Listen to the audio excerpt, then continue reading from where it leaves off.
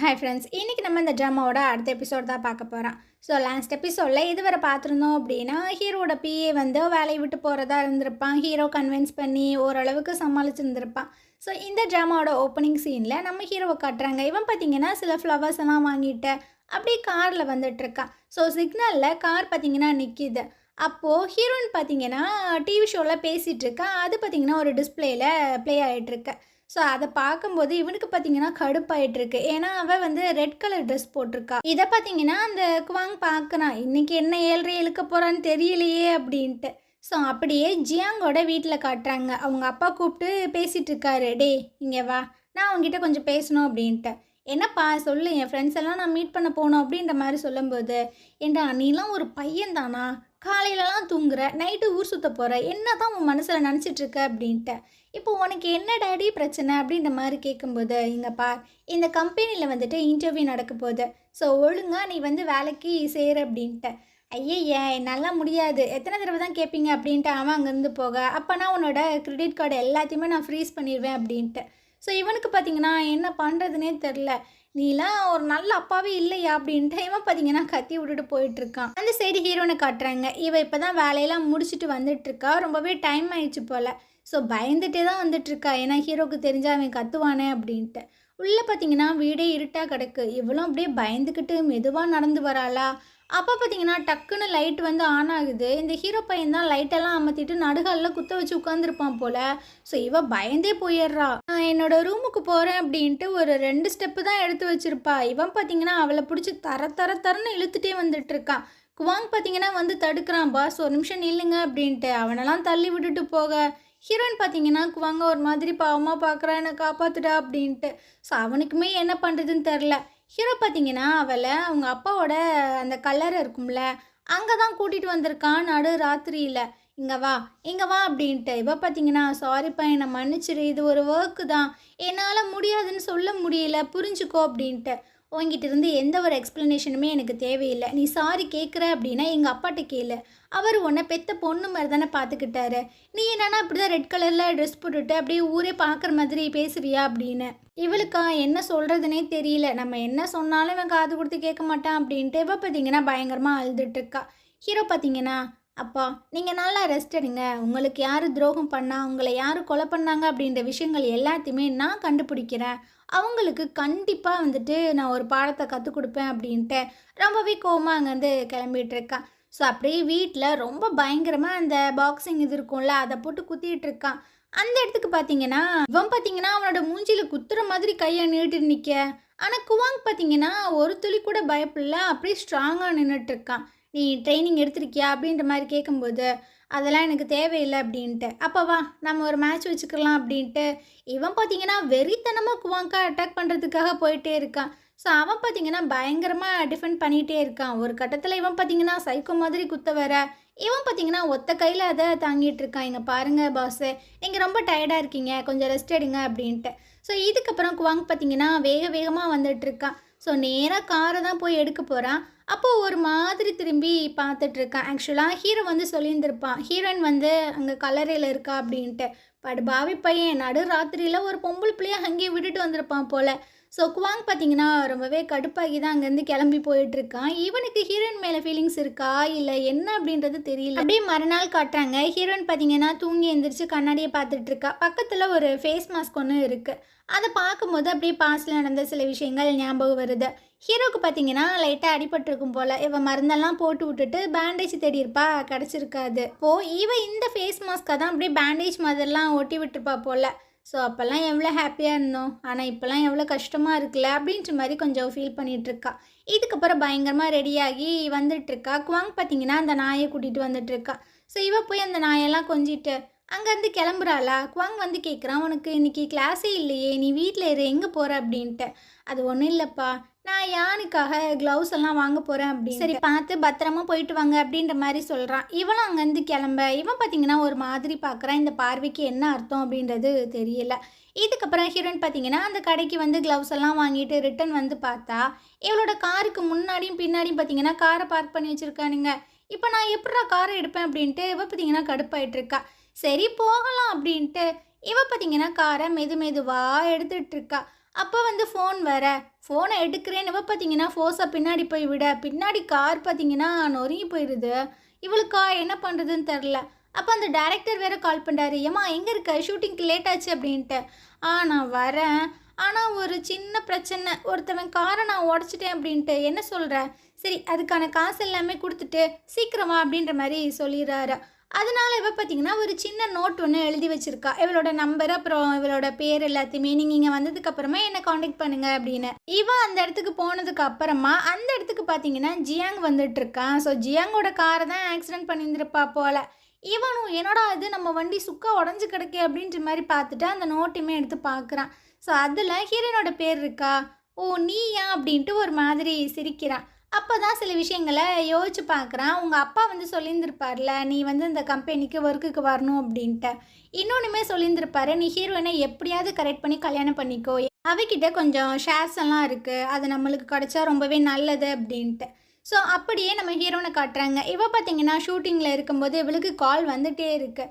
So அந்த director கேட்குறான் யாரும்மா உனக்கு இப்படி கால் பண்ணுறா அப்படின்ட்டு. நான் காலையில் சொன்னேன்ல காரை இடிச்சிட்டேன்னு சொல்லிட்டு, அவன் தான் எனக்கு கால் பண்ணுறான்னு நினைக்கிறேன் அப்படின்ட்டு.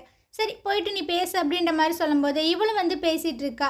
இவன் பார்த்தீங்கன்னா நான் மத்தியானம் சாப்பிட்லான் இருக்கேன், ஸோ அங்கே வந்து எனக்கு காசெல்லாம் கொடுத்துருங்க, அப்படி இல்லைன்னா நான் அவன் மேலே கம்ப்ளைண்ட் பண்ணிடுவேன் அப்படின்ட்டு. இவளுக்கு பக்குன்னு இருக்கு, என்னடா சொல்கிற அப்படின்ட்டு. இதுக்கப்புறம் ஹீரோவோட கம்பெனியை காட்டுறாங்க. அங்கே பார்த்தீங்கன்னா ஹீரோவோட பிஏ இருக்கார்ல, அவர் ஒரு பொண்ணு அப்படியே வெறிக்க வெறிக்க பார்த்துட்டே உட்காந்துட்டு இருக்காரு. ஸோ அவன் யாருன்னு பார்த்தீங்கன்னா ஹீரோ வந்து பாரில் ஒரு பொண்ணை காப்பாற்றி இருந்திருப்பான்ல, அவள் தான். ஸோ அவளை இவன் ஏன் இப்படி வெறிக்க வெறிக்க பார்க்குறான்னு தெரில, இவனும் பார்த்துட்ருக்கான். ஸோ இந்த பொண்ணை நம்ம வைட்டின்னு வச்சுக்கரலாம். அந்த இடத்துக்கு பார்த்தீங்கன்னா ஹீரோ வந்துட்டு இருக்கான். ஸோ இதையும் பார்க்குறானா, நண்பா என்ன பண்ணுற அப்படின்ட்டு தோளில் கை வைக்க. அப்போ தான் சார் வந்து சுயநினைவுக்கே வராரு. லேடிஸ் அண்ட் ஜென்டில்மேன், இவர் தான் நம்மளோட சேர்மன். ஸோ இவரும் இந்த இன்டர்வியூவில் கலந்துப்பார் அப்படின்ட்டு. ஸோ இன்டர்வியூக்காக எல்லோரும் வந்திருக்காங்க போல். மொத்தம் 5 கேண்டிடேட், அதில் ஒரு ஆள் மட்டும் இல்லை. ஹீரோ வந்து கேட்குறான் எங்கே ஒரு ஆளை காணுமே என்னாச்சு அப்படின்ட்டு.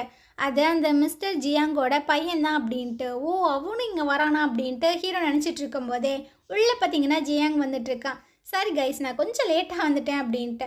அங்கே இன்டர்வியூ எடுக்க இன்னொரு ஒரு மேடம் இருப்பாங்க. அவங்க பார்த்தீங்கன்னா ஃபஸ்ட் இங்கேருந்து நீ வெளியே போ, நீ வந்து டிஸ்குவாலிஃபை ஆகுற அப்படின்ட்டு. எது என்னாச்சுமா? கொஞ்சம் ஒரு சின்ன பிரச்சனை தான், அதனால தான் லேட்டாக வந்துட்டேன் அப்படின்ட்டு. அதெல்லாம் எனக்கு தெரியாது, நீ எவ்வளோ நேரம் டிலேயாக வந்திருக்கா, ஃபஸ்ட் இங்கேருந்து வெளியே போ அப்படின்ட்டு. ஸோ ஜியாங் பார்த்தீங்கன்னா அப்படியே கொஞ்சம் வெறப்பாக அந்த மேடம் கிட்ட வந்துட்டுருக்கான். அந்த கிளாக்கை எடுத்து அவன் பார்த்தீங்கன்னா 10 மணின்னு செட் பண்ணிகிட்டு இருக்கான். இப்போ கரெக்டாக தானே இருக்குது, இப்போ நான் உள்ளே இருக்கலாம்ல அப்படின்ட்டு. அந்த மேடம் பார்த்தீங்கன்னா என்னடா அவன் எப்படி பண்ணுறானே அப்படின்ற மாதிரி இருக்குது. அந்த வைட்டி பார்த்தீங்கன்னா ஆச்சரியமாக பார்க்குறா. ஹீரோ பார்த்தீங்கன்னா சிரிக்கிறான், ஸ்மார்ட்டால மூவ் பண்ணுறான் அப்படின்ட்டு. இதுக்கப்புறம் எல்லாருக்கும் பார்த்தீங்கன்னா ஒரு ப்ராஜெக்ட் ஒன்று கொடுக்குறாங்க. ஸோ இதில் என்ன ஃப்ளாஸ் இருக்குது அண்ட் இதை எப்படி நம்ம நல்லபடியாக பண்ணலாம் அப்படின்றத நீங்கள் வந்துட்டு எங்களுக்கு எக்ஸ்பிளைன் பண்ணுங்கள் அப்படின்ட்டு. ஃபஸ்ட்டு பார்த்தீங்கன்னா ஜியாங் தான் வரான். இவனோட ஆட்டிடியூட் பார்த்தீங்கன்னா ரொம்பவே மோசமாக தான் இருக்குது. ஸோ ஹீரோ பார்த்தீங்கன்னா அதெல்லாம் கண்டுக்கல, நீங்கள் எக்ஸ்பிளைன் பண்ணுங்கள் அப்படின்ட்டு. இவன் பார்த்தீங்கன்னா பேசிக்கான விஷயங்களை தான் சொல்லிகிட்டு இருக்கான். ஓகே நல்லா தான் இருக்குது, ஆனால் நீங்கள் ரொம்பவே பேசிக்காக தான் சொல்கிறீங்க, நான் எதிர்பார்த்தது இது இல்லை அப்படின்ட்டு. இவன் பார்த்தீங்கன்னா கடுப்பாயிட்டு இருக்கான். நீ எதிர்பார்க்குறப்பதுலலாம் நான் சொல்ல முடியுமா அப்படின்ட்டு அவன் அங்கேருந்து போயிட்டுருக்கானா. ஹீரோ பார்த்தீங்கன்னா உங்களோட ரிசல்ட்டை ஹெச்ஆர் டீம்லேருந்து கால் பண்ணி சொல்லுவாங்க அப்படின்ட்டு.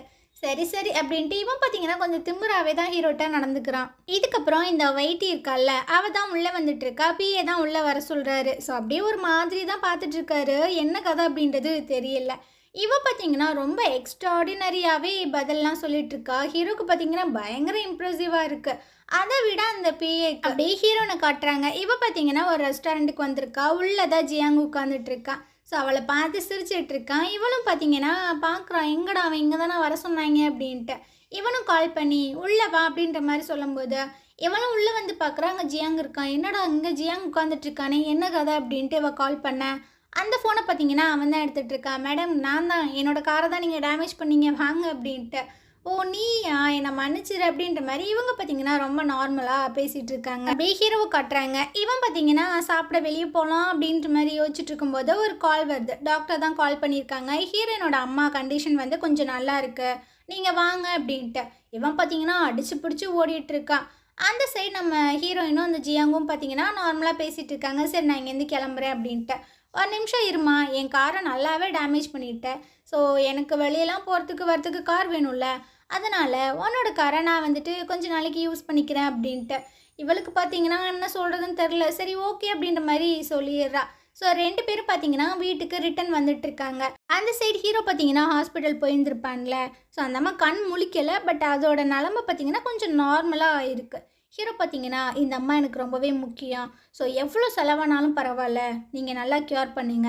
அப்புறம் இவங்க கொஞ்சம் நார்மல் ஆனது, இந்த விஷயங்கள் எதையுமே ஹீரோன்ட்ட சொல்லாதீங்க. இது நமக்குள்ளேயே சீக்ரெட்டாக இருக்கட்டும் அப்படின்ட்டு இவனும் பார்த்தீங்கன்னா ரிட்டன் வீட்டுக்கு வந்துட்டுருக்கான். அங்கே பார்த்தீங்கன்னா ஹீரோயினும் அந்த ஜியாங்கும் தான் பேசிகிட்டு இருக்கானுங்களே. இதை ஹீரோ பார்க்குறான். அவனுக்கு செம்மையாக வெறியாகிட்டு இருக்கு. ஸோ அப்படியே இறங்கி வந்து ஏதோ பேச வரான். ஹீரோயின் பார்த்தீங்கன்னா ஏதோ சொல்ல வரான். ஆனால் அவளை துளி கூட கண்டுக்கல. நேராக ஜியாங்கி கிட்ட தான் போயிட்டுருக்கான். என்னப்பா இந்த சைடு அப்படின்ற மாதிரி கேட்கும்போது, அதுவா காலையில் இவனோட காரை டேமேஜ் பண்ணிட்டாப்பா. அதான் 2 நாளைக்கு இவளோட காரை எனக்கு வாடகைக்கு விட்டுருக்கா. ஸோ அவளை ட்ராப் பண்ணிட்டு போகலாமேன்னு வந்தேன் அப்படின்ட்டு. அப்படியா அப்படின்னு ஹீரோ கேட்டுட்டு இருக்கும்போதே, ஓகே எனக்கு டைம் ஆச்சு, நான் வீட்டுக்கு போகிறேன் அப்படின்ட்டு அவன் போகிறான். ஒரு நிமிஷம் இல்லை, இது வரைக்கும் வந்துட்ட, உள்ளே வந்து ஒரு கப் காஃபி சாப்பிட்டு போயேன் அப்படின்ட்டு. காஃபியெல்லாம் எனக்கு வேணாம், நம்ம வேணா ஒரு எக்ஸசைஸ் பண்ணலாமா அப்படின்ட்டு ஒரு மாதிரி கேட்டுட்ருக்கான். இவன் பார்த்தீங்கன்னா ஹீரோ கிட்ட ஒரு மாதிரி ஆட்டிடியூட் காட்டுறான். ஹீரோயின் இது எல்லாத்தையும் பார்க்குறா, என்னடா நடக்குது அப்படின்ட்டு ஷாக் ஆகிடுறா. ஸோ இந்த இடத்துல இந்த எபிசோட் முடியுது. நாளைக்கு நம்ம அடுத்த எபிசோட் பார்க்கலாம். இந்த ட்ராமா உங்களுக்கு பிடிச்சிருந்தது அப்படின்னா கண்டிப்பாக நம்ம சேனலுக்கு சப்போர்ட் பண்ணுங்கள். தேங்க்யூ. ஹாய் ஃப்ரெண்ட்ஸ், இன்றைக்கி நம்ம இந்த ட்ராமாவோட அடுத்த எபிசோட் தான் பார்க்க போகிறோம். ஸோ லாஸ்ட் எபிசோடில் இதுவரை பார்த்துருந்தோம் அப்படின்னா ஹீரோயினும் அந்த ஜியாங்கும் ஒன்றா நின்று பேசிகிட்டு இருந்திருப்பாங்க.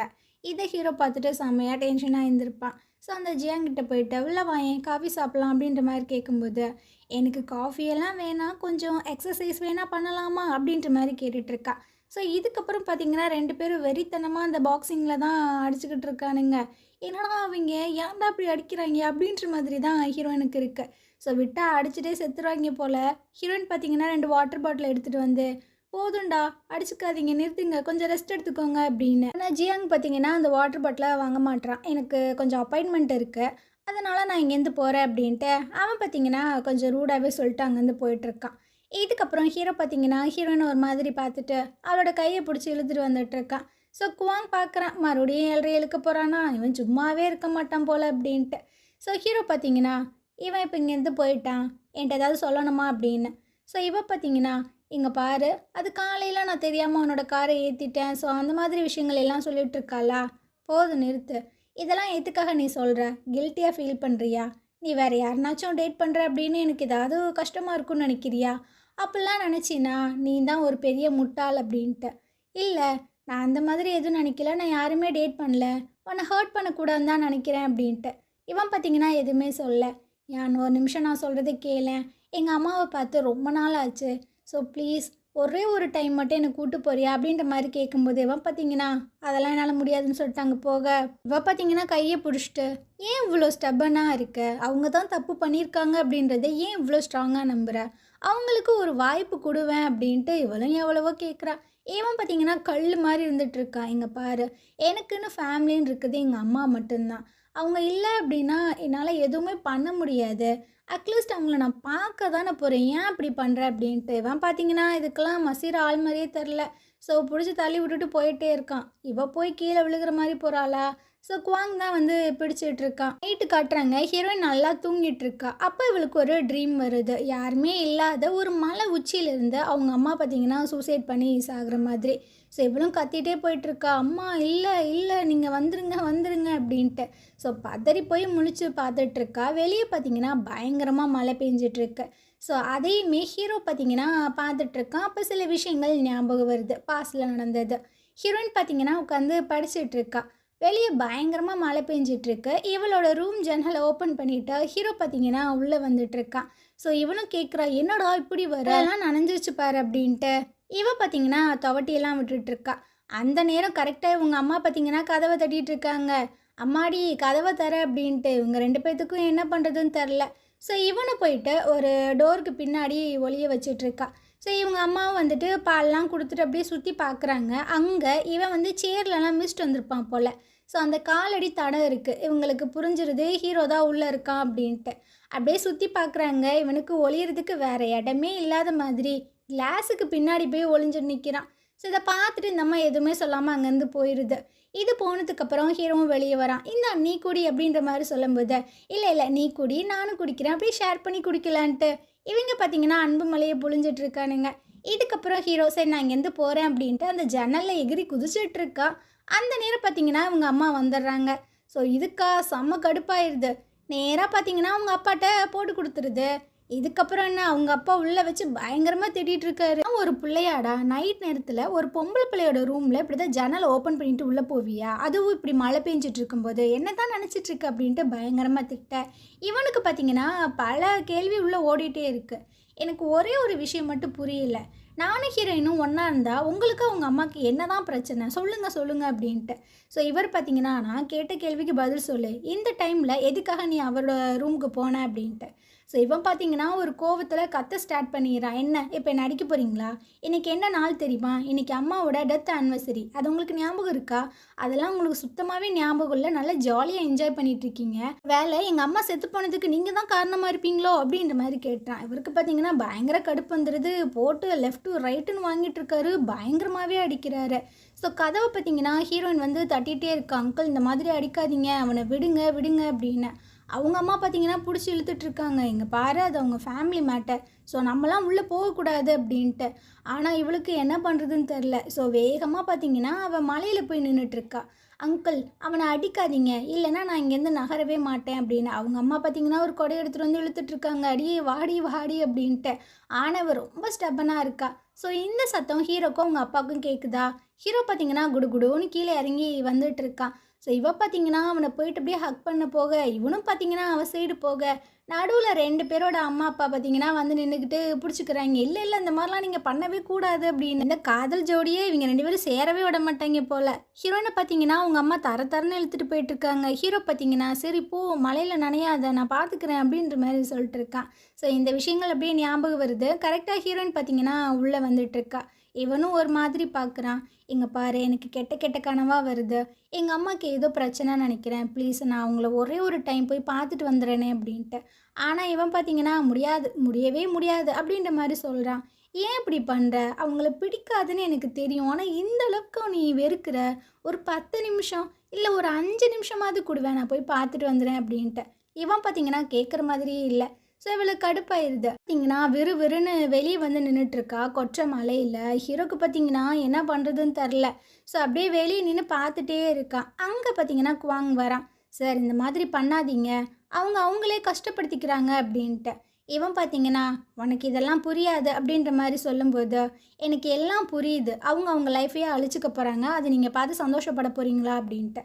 ஹீரோ பார்த்தீங்கன்னா அவனுக்கு என்ன தெரியும், அவங்க அம்மா தான் இவளுக்குன்னு ஒரு ஆள் இருக்காங்க, அதுவும் கோமாவில் இருக்காங்க. ஸோ இவ போய் அடிக்கடி பார்த்து டாக்டர்ஸ் வந்து இல்லைம்மா அவங்க ரெக்கவர் ஆக மாட்டாங்க அப்படின்ற மாதிரி சொல்லிட்டாங்கன்னா அவள் உள்ளுக்குள்ளேயே செத்துருவா, அவளோட லைஃபே பார்த்தீங்கன்னா டோட்டலாக இருட்டாயிரும், அதனால தான் அவள் ஹாப்பியாக இருக்குன்னு தான் நான் நினைக்கிறேன் அப்படின்ற மாதிரி இவன் சொல்லிட்டு இருக்கான். இது உண்மையா பொய்யா அப்படின்றது தெரில. குவாங்குக்கா என்ன சொல்கிறதுன்னு தெரில. வெளியே இவ பார்த்தீங்கன்னா மலையில் அப்படியே நடுங்கிட்டு இருக்கா. ஹீரோவும் அப்படியே மெதுவாக வந்துட்டு இருக்கான். இவ பார்த்தீங்கன்னா டக்குன்னு அப்படியே மயக்கம் மட்டும் கீழே விழுந்துடுறா. ஸோ இவனுக்கா என்ன பண்ணுறதுன்னு தெரில. வேகமாக வந்து அவளை பிடிச்சி தூக்கிட்டு இருக்கான். வா வா அப்படின்ட்டு. ஒரு வழியாக நீ வந்துட்டியா, நீ ஒத்துக்கிட்டியா அப்படின்னு அந்த நேரத்துலையும் கேட்குறா.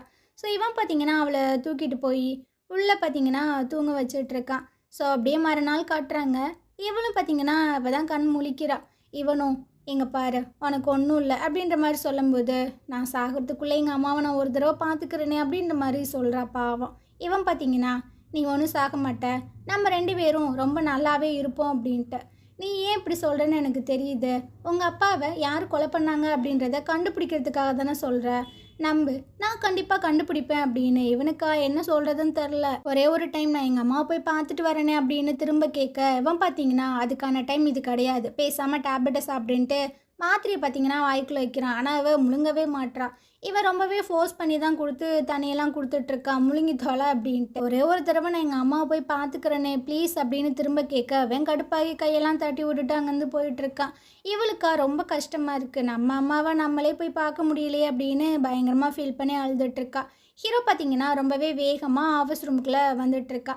ஸோ லிஃப்ட்டுக்குள்ளே போய் ஏற அவள் பார்த்தீங்கன்னா ஒரு பொண்ணு குடுகுடுன்னு ஓடி வந்து லிஃப்ட்டில் ஏறிட்டுருக்கா. அந்த வைட்டி தான். இவன் அந்த இன்டர்வியூவில் பாஸ் ஆகியிருந்திருப்பா போல். ஹீரோ பார்த்தீங்கன்னா என்ன ஃபஸ்ட் டே ஒர்க்குக்கு ரொம்பவே லேட்டாக வந்திருக்க மாதிரி தெரியுது அப்படின்னு. அதுவா ஹெச்ஆர் டீம்லேருந்து எனக்கு இன்ஃபார்ம் பண்ணாங்க கொஞ்சம் லேட்டாக வாங்க அப்படின்னு. அப்புறம் நீங்கள் ஏன் லேட்டாக வந்திருக்கீங்க அப்படின்ற மாதிரி கேட்கும்போது இவனுக்கு என்ன சொல்கிறதுன்னு தெரில. நேற்று நைட்டு பயங்கரமாக இடி மழைலாம் இருந்ததுல, அதனால் நான் ஒழுங்காக தூங்கலை அப்படின்ட்டு.